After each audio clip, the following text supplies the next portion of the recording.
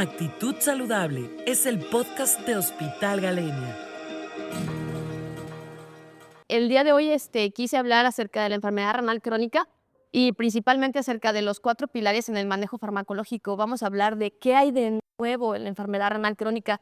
Porque, bueno, desde hace más de 20 años, los tratamientos para la enfermedad renal crónica habían sido los mismos y casi era 2. Sin embargo, estamos viviendo un boom en la nueva era para manejar a los pacientes con la enfermedad renal crónica.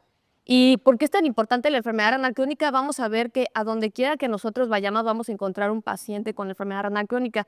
Incluso los pacientes que nos comentaba el doctor Humberto, al menos la mitad de sus pacientes tenían datos de insuficiencia renal. Y bueno, la prevalencia de la enfermedad renal crónica, si bien en el 2015 vemos que la Organización Mundial de la Salud ponía o catalogaba a la enfermedad renal crónica como en el número 14 de mortalidad por todas las causas. Sin embargo, ellos hacían una estimación que para el 2030 iba del lugar número 14 iba a bajar al número 13. Sin embargo, la historia está cambiando bastante y vemos que para el 2017 casi 850 millones de personas en todo el mundo sufren de insuficiencia renal crónica y para el 2019 ya tenía el número o el posición número 11 y se estima incluso que para el 2040 ocupe la 5ª causa de mortalidad en todo el mundo. ¿Cómo estamos en México? En México, y pongo la incidencia en Jalisco porque el estado de Jalisco es como quien más hace reportes acerca de la enfermedad renal crónica, podemos ver que en 1999 había 92 pacientes con enfermedad renal crónica por millón de habitantes. Sin embargo, para el 2018, esta cifra va a 355 pacientes por millón de habitantes.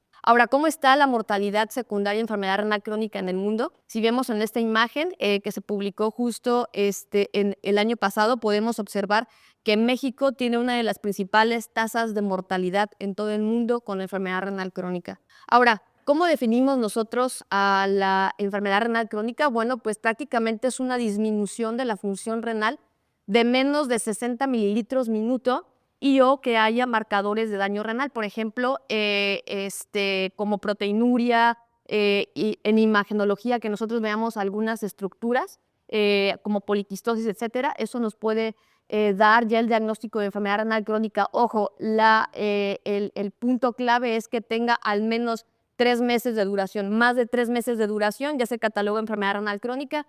Menos de 3 meses de duración todavía sigue la definición como lesión renal aguda. Ahora, como les mencionaba, aquí podemos ver algunos marcadores de daño renal. La albuminuria mayor de 30 miligramos, anormalidades en el sedimento urinario, ¿qué quiere decir? Que haya presencia de eritrocituria, anormalidades electrolíticas, estructuras detectadas por imagenología, o la historia de trasplante renal. Cualquiera de estas, más una tasa de filtrado glomerular de menos de 60, ya tenemos la definición de enfermedad renal crónica. Ahora, importante la clasificación.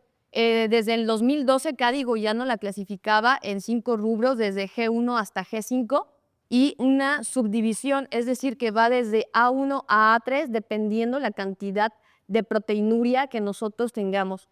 Y como si bien lo define este cuadrito, pues eventualmente grados 4 y grados 5 son los que debemos de tener más cuidado porque estos pacientes son los que van a tener mayor riesgo de progresión a una terapia de diálisis, incluyendo incremento del riesgo cardiovascular. Ahora, ¿por qué es tan importante entonces la albuminuria en estos pacientes? Precisamente porque son predictores, al menos en este artículo, de infarto agudo al miocardio. De hecho, los pacientes con insuficiencia renal que ya se encuentran en alguna terapia dialítica no se van a morir por uremia o por hipercalemia. Al final de todo, estos pacientes se van a morir por algún evento cardiovascular. Y aquí podemos observar cómo a medida que la albuminuria va incrementando en estos pacientes, se va incrementando el riesgo de algún evento cardiovascular hasta 2 veces más a medida que va aumentando la proteinuria. También no solamente para eventos de infarto agudo al miocardio, sino también acerca de como marcador de falla cardíaca. Si bien ahí hay muchísimos estudios que los cardiólogos trabajan más en este rubro, cómo la albuminuria puede favorecer la progresión de falla cardíaca en los múltiples ensayos clínicos que se realizan. Y bueno, ¿qué nos va a llevar a enfermedad renal crónica? Pues prácticamente, si lo pueden ver, todo. Sin embargo, dentro de las principales causas tenemos a la diabetes, a la hipertensión y a las enfermedades autoinmunes. también infecciones sistémicas como hepatitis, VIH, algunos medicamentos nefrotóxicos, entre estos principalmente los AINES, infecciones del tracto urinario recurrentes, las litiasis renales o cualquier obstrucción, llámese tumores, cánceres, la obesidad, la reducción de la masa renal, que esto lo hemos estado viendo principalmente más, agregaría yo aquí, aparte de las nefrectomías y personas con bajo peso al nacer, yo agregaría la tercera edad. Estamos viendo cada día más personas o adultos mayores, la población está creciendo y la masa renal en estos pacientes está disminuyendo y por lo tanto comenzamos a ver creatininas incrementadas en esta población prácticamente por la disminución de la masa renal. Ahora, de acuerdo a IMSS y en México, porque esa es la mayor epidemiología que tenemos, la primer causa de insuficiencia renal en México, principalmente hasta el 44% de los pacientes con enfermedad renal crónica tienen diabetes, es decir, prácticamente si los pacientes no existiera la diabetes, el nefrólogo no tendría trabajo. Casi el otro 30% es por hipertensión arterial y si se fijan, el otro casi 25% son otras causas, entre estas enfermedades glomerulares, enfermedades poliquísticas, y en estas entrarían litiasis, entre otras. Ahora, ¿cuál es realmente la fisiopatología? De manera, pues vamos a ponerlo fácil, comenzamos con una pérdida de las nefronas. Esta pérdida de las nefronas, por las causas que mencionamos previamente, producen una activación del sistema renina-angiotensina-aldosterona y una dilatación de la arteriola aferente y una vasoconstricción de la arteriola aferente. ¿Esto qué nos va a producir? Bueno, va a producir que dentro del glomérulo haya un incremento en la presión intraglomerular, llevando a una proteinuria y con ende una progresión del daño glomerular, daño intersticial, etc. Sin embargo, no solamente hay cambios hemodinámicos y disfunción vascular, se han ya descrito bastantes cambios como predecesores de enfermedad renal crónica, como es un estado proinflamatorio, la fibrosis mesangial, lesión endotelial, y todo esto nos va a llevar a una lesión podocitaria, una afectación de la membrana basal glomerular que nos lleva a proteinuria. Ahora, ¿por qué es tan importante mencionarles un poco acerca de la fisiopatología de la enfermedad renal? Porque cada una de estos mecanismos de daño renal son las dianas terapéuticas que actualmente vamos a ver. ¿Y qué hay acerca del manejo de la enfermedad renal crónica? Pues prácticamente el manejo de la enfermedad renal crónica se basa en controlar la causa desencadenante. Es decir, si nuestro paciente tiene diabetes, como lo mencionaba el doctor en su plática anteriormente, pues hay que controlar la diabetes, ¿no? Si el paciente tuvo una enfermedad renal por alguna enfermedad autoinmune, hay que darle tratamiento a la enfermedad autoinmune. Por otro lado, también hay que controlar los factores de progresión. Por ejemplo, si el paciente además de diabetes tiene hipertensión, hay que controlar la hipertensión arterial, la dislipidemia, enfermedad vascular, la obesidad, entre otros. Sobre todo, pues instaurar prácticamente hábitos de vida saludables, mantener una calidad de vida. Otro objetivo del manejo pues, es evitar el ingreso a cualquier terapia sustitutiva. Nadie y ninguno de nuestros pacientes quiere llegar a diálisis, ¿no?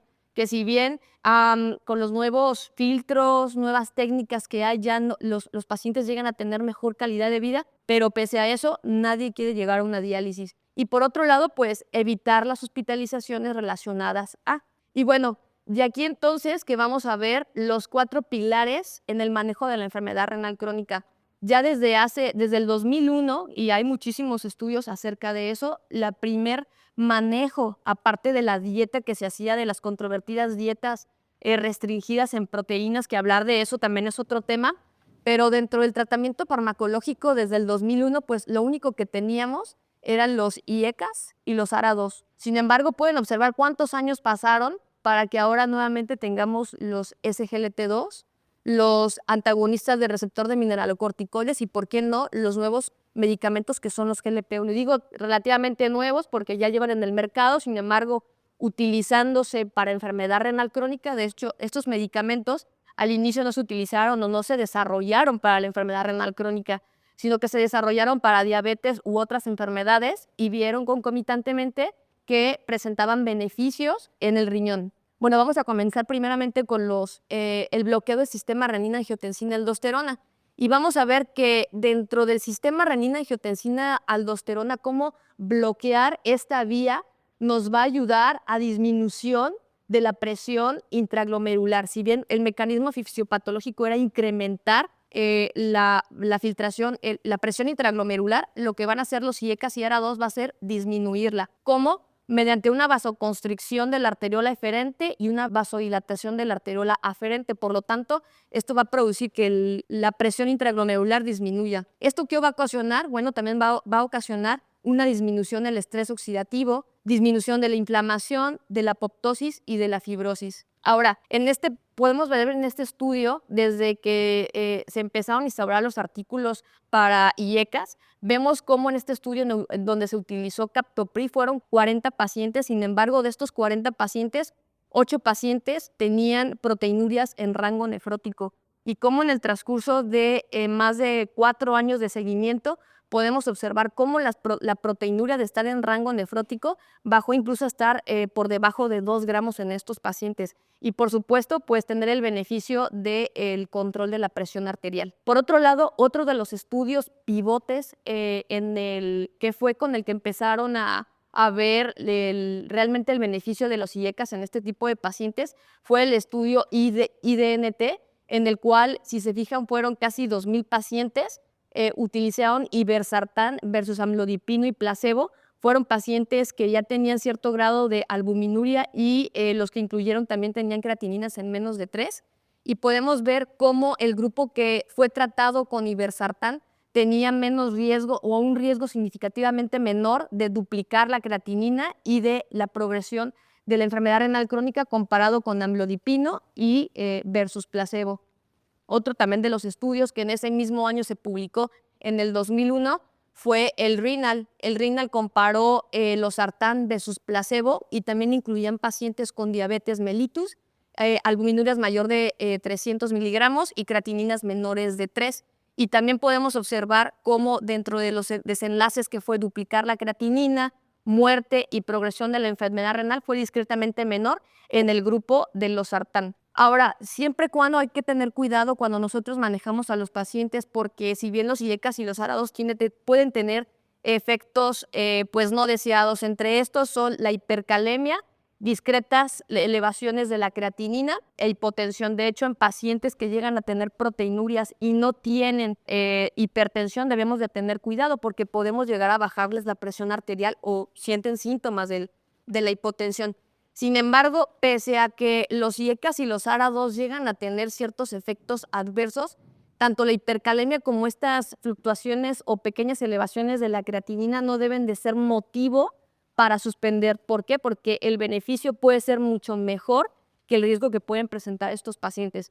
Evidentemente, si llegan a presentar periodos de hipotensión, pues ahí sí es una indicación totalmente de abandonar o suspender los IECAS. Ahora, ¿qué hay acerca de estos nuevos medicamentos? Llamamos nuevos, sin embargo, en el mercado ya llevan más de 10 años, que son los inhibidores del SGLT2. Recordar que los SGLT2 fueron unas moléculas que se desarrollaron para el manejo de la diabetes, como mencionaba, y vienen acerca de la floricina, que es de la corteza del árbol de manzana.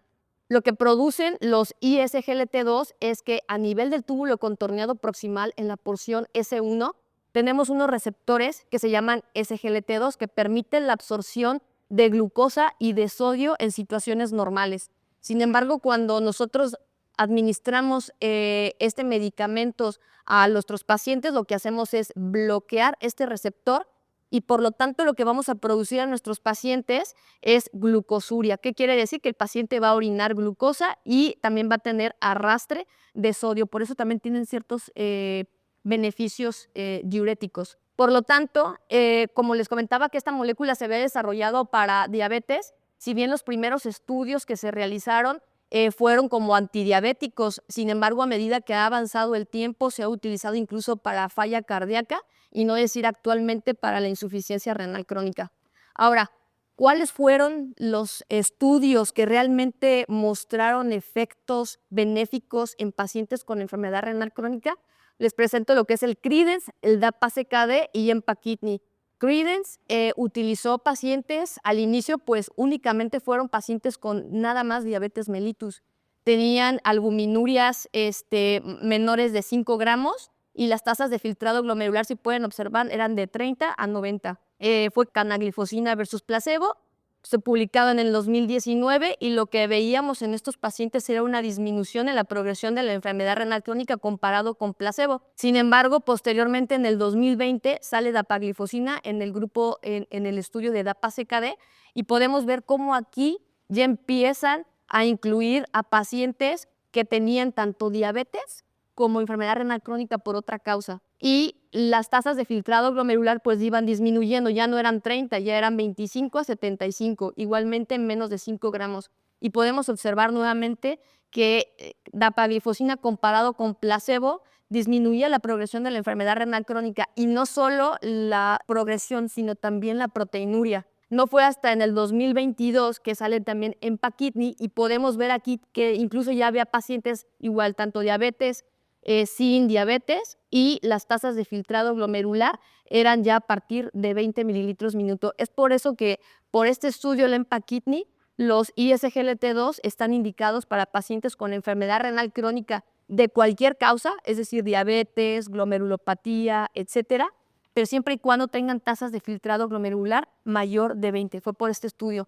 Sin embargo, este estudio también nos demostró que tuvo que ser cancelado antes del tiempo propuesto debido a los efectos benéficos que tenían los SGLT2 en enfermedad renal crónica eran mucho mayores. Entonces se paró justo antes de tiempo. Ahora, les quería mostrar precisamente cómo fue el EMPA-KIDNEY porque fue uno de los más recientes que se publicaron.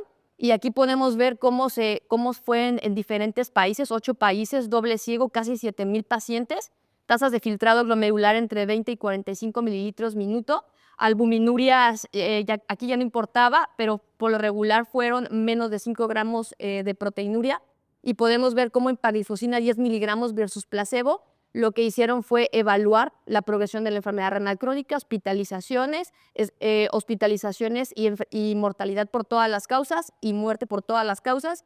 Y vemos cómo en el grupo de empaglifosina realmente estos eventos fueron mucho menores comparados con placebo. Y no solamente lo que les decía acerca de la progresión de la enfermedad renal crónica, sino vemos cómo en cuanto al primer año que los pacientes lo empiezan a tomar, pues se ve esta diferencia comparado con placebo. Ahora, vemos cómo en curvas de Flores plot podemos ver que tanto Credence como DAPA-CKD como EMPA-KIDNEY, ¿cuál sería el mejor? Si dapaglifosina, canaglifosina o empaglifosina. Realmente no importa cuál sea, siempre nosotros le demos un ISGLT2, siempre va a ser mejor dar estos medicamentos para la progresión de la enfermedad renal crónica, y ya sea en cualquiera de sus estadios. Todavía, si bien las guías nos mencionan que debe de ser más de 20 mililitros minuto, la realidad es que nosotros como nefrólogos ya hemos empezado a ver, y va a haber estudios probablemente, si no es que el siguiente año, que incluso vamos a poder utilizarlos en pacientes que ya tienen terapias sustitutivas. ¿Y qué hay acerca de los antagonistas del mineralocorticoides? Bueno, recordar que parte del sistema renina-angiotensina-aldosterona, por último tenemos esta molécula que se llama pues aldosterona. Vaya, ¿qué produce la aldosterona? La aldosterona produce retención de sodio, de agua, produce fibrosis cardíaca y daño vascular. Por eso los antagonistas de este receptor son los aliados en los cardiólogos. Sin embargo, también en nosotros ha demostrado tener ciertos beneficios sobre la progresión de la enfermedad renal crónica. Si bien cómo esta sobreactivación del receptor de mineralocorticoide puede producir retención de líquidos, diferenciación de adipocitos, resistencia a la insulina, producción de especies reactivas de oxígeno, estrés oxidativo. Entonces, esta va a ser una diana terapéutica precisamente para el bloqueo de esta vía. Ahora, dentro de las moléculas ya conocidas como antagonistas del receptor de mineralocorticoide, tenemos la más conocida, que es la espironolactona, eplerenona, y actualmente la que sacó Bayer el año pasado, que fue finerenona. De entre todas estas, vamos a observar que finerenone va a ser la que los nefrólogos vamos a preferir, y probablemente también los cardiólogos. ¿Por qué? Bueno, si podemos observar, lo que es finerenone comparado con los otros antagonistas del receptor mineralocorticoides esteroideos, son más selectivos. Finerenone es más selectivo comparado con espironolactona y eplerenona. De hecho, tiene un bastante efecto potenciador de este receptor, y debido a que es un poco más selectivo, esto va a producir que no haya tantos efectos adversos comparado como la espironolactona que llegan a tener nuestros pacientes ginecomastia, etcétera. También lo que nos va a ayudar a que tenga efectos adversos pues va a ser su vida media, que es mucho más corta comparado con la espironolactona, por ejemplo, y el efecto sobre la presión arterial. Podemos observar cómo la presión arterial puede tener mayor efecto en la espironolactona, sin embargo, finerenone, pues este efecto sobre la presión arterial es mucho menor. Es por eso que en 2020 se publica Fidelio DKD y Fígaro DKD, que prácticamente utilizaban la molécula finerenone entre sus presentaciones 10 y 20 miligramos, Fidelio como reducción de la progresión de la enfermedad renal crónica y Fígaro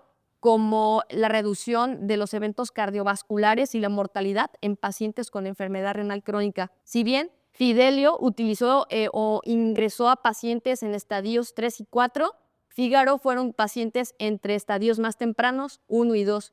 Y podemos ver aquellos pacientes que les dieron finerenone en estadios 3 y 4, cómo hubo una disminución del 18% en la progresión de la enfermedad renal crónica comparado con placebo. Y en Fígaro, en estadios más tempranos, podemos ver como una disminución del 13% de la progresión de la enfermedad renal crónica. Fueron casi también bastante cantidad, si vieron 5.700 pacientes para Fidelio y para Fígaro fueron 7.400 pacientes. Después, dado a estos beneficios que tenían estos dos ensayos clínicos, Fidelio DKD juntó a esta población, es decir, fueron casi más de 10.000 pacientes, y aquí pues obviamente incluían pacientes desde estadio 1 hasta estadio 4 que tuvieran moderada severa albuminuria, que tuvieran un buen control glicémico e hipertensivo, y estos pacientes pues tenían el uso también de IECAS y ARA2. Y podemos ver cómo en cuanto a los desenlaces renales, pudieron observarse un 23% en la reducción en la progresión de la enfermedad renal crónica. Y no solamente en la progresión de la enfermedad renal crónica, podemos observar cómo la administración de finerenone en estos pacientes, en cuanto a la albuminuria, podemos ver cómo a partir del 4.º mes podemos ver esta disminución importante pues, en la albuminuria en estos pacientes. Y bueno, hasta el momento podemos ver cómo ya tenemos varias herramientas para el manejo tanto de la albuminuria como la progresión de la enfermedad renal crónica, tanto el bloqueo del sistema renina-angiotensina-aldosterona, el receptor de mineralocorticoide y ahora pues los ISGLT2. ¿Y qué hay acerca de los GLP-1? Que también fueron moléculas diseñadas o desarrolladas para el control de la glucosa. Bueno, pues hay que recordar el mecanismo de acción de los GLP-1. Normalmente cuando nosotros ingerimos cualquier alimento, dentro de nuestro estómago tenemos un sistema llamado el sistema de incretinas que se van a activar cuando nosotros probamos bocado, y estas incretinas lo que van a hacer es activar las células beta del páncreas y también las células alfa. Esto va a producir un aumento en la secreción de insulina y una disminución en la secreción de glucagón, produciendo así una disminución en los niveles de glucosa. Sin embargo, se ha visto que los GLP-1 también tienen cierto efecto renoprotector. Y bueno, aquí ponemos esta imagen del monstruo de Gila, ya que los GLP-1 como el Senatida, el liraglutida y los nuevos medicamentos se extrajeron del veneno del monstruo de Gila. Entonces ya tenemos uno de las manzanas, ahora tenemos pues del veneno del monstruo de Gila. Y podemos como observar que dentro de los beneficios o mecanismos que tiene este tipo de medicamentos o este tipo de moléculas, pues producen una cierta natriuresis y diuresis, es decir, tienen cierto efecto diurético en nuestros pacientes, pueden disminuir el estrés oxidativo y también pueden disminuir tanto la aterosclerosis como la inflamación. Y pues evidentemente los otros mecanismos por los cuales fueron desarrollados, ¿no? Como son la pérdida de peso, el control de la presión arterial y el control glicémico. Y dentro de los múltiples estudios o ensayos clínicos que se han utilizado, tanto liraglutida, dulaglutide, semaglutide, etcétera, podemos ver cómo la mayoría de ellos ven ciertos desenlaces renales y podemos ver aquí cómo tanto la macroalbuminuria, el empeoramiento de la función renal y el inicio de la terapia cómo se ven afectados por este tipo de medicamentos y siempre a favor de utilizar GLP-1 para la disminución de estos marcadores. Ahora, ¿en qué estadios podemos utilizar los GLP-1? Realmente las guías nos dicen que podemos utilizarlo pues, en cualquier estadio, incluso en estadios más avanzados de la enfermedad renal, siempre y cuando pues, hasta el momento no son utilizados solamente para enfermedad renal crónica. Hasta el momento el paciente tiene que tener nefropatía diabética para poder ser utilizados. Ahora, les voy a mostrar este visual abstract acerca del estudio del ensayo clínico FLOW que fue publicado en mayo de este año en el Congreso Europeo de Nefrología, y podemos ver en el cual se utilizó semaglutide como GLP-1. Fueron 28 países, pacientes con diabetes mellitus tipo 2 y enfermedad renal crónica. Las tasas de filtrado iban desde 25 hasta 75 mililitros minuto, albuminuria nuevamente menor de 5 gramos, y el seguimiento fue de 3.4 años. Es importante mencionarles que el estudio también fue suspendido antes de tiempo debido a los eventos benéficos que tenía semaglutide en los pacientes con enfermedad renal crónica. Se comparó placebo versus semaglutide y podemos ver que también los eventos que se evaluaron fueron los desenlaces renales, muerte por todas las causas y efectos adversos. Y podemos observar cómo los eventos tanto de renales y las causas y la mortalidad por todas las causas se presentó mayormente en placebo que en semaglutide. Sin embargo, los efectos adversos sí fueron discretamente un poco mayores en el grupo de semaglutide, principalmente los gastrointestinales, náusea, vómito y saciedad. Sin embargo, podemos ver cómo semaglutide también puede disminuir la progresión de la enfermedad renal crónica comparado con placebo.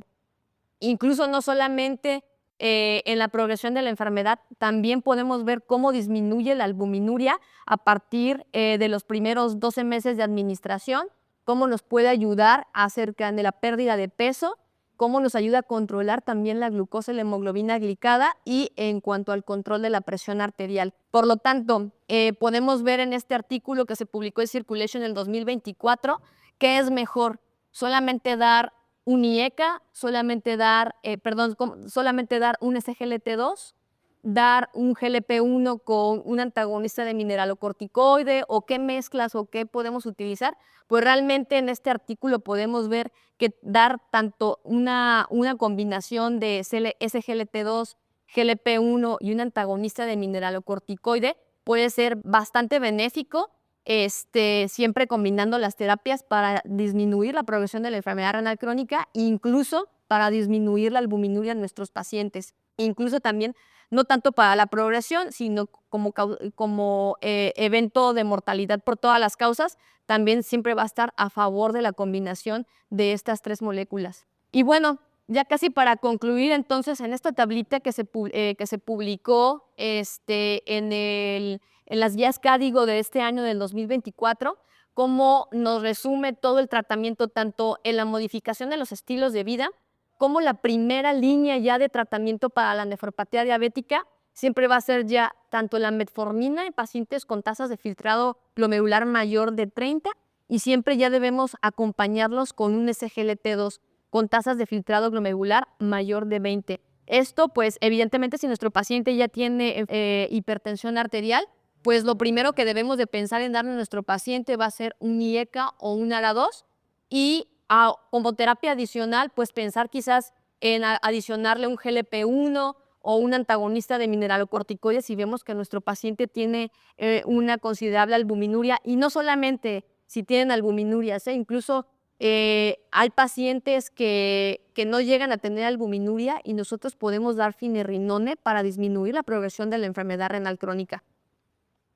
Y bueno, ya solamente para concluir, algunos mensajes para llegar a casa. Es importante comentarles que las personas con enfermedad renal crónica tienen alto riesgo de eventos adversos incluida la necesidad de terapia de reemplazo renal y eventos cardiovasculares y muertes. Por lo tanto, en la última década se han logrado importantes avances en el campo de la enfermedad renal crónica. Ya tenemos más arsenales cómo prevenir o cómo disminuir la progresión de la enfermedad renal crónica. Y estas nuevas terapias se basan no solo en el control de la enfermedad, sino bien en este término que se llaman modificadores del curso de la enfermedad renal. Recuerden entonces que a todos nuestros pacientes hay que darles SGLT2, casi SGLT2 para todos, hay que ser flocinadores y nada más. Actitud Saludable es el podcast de Hospital Galenia.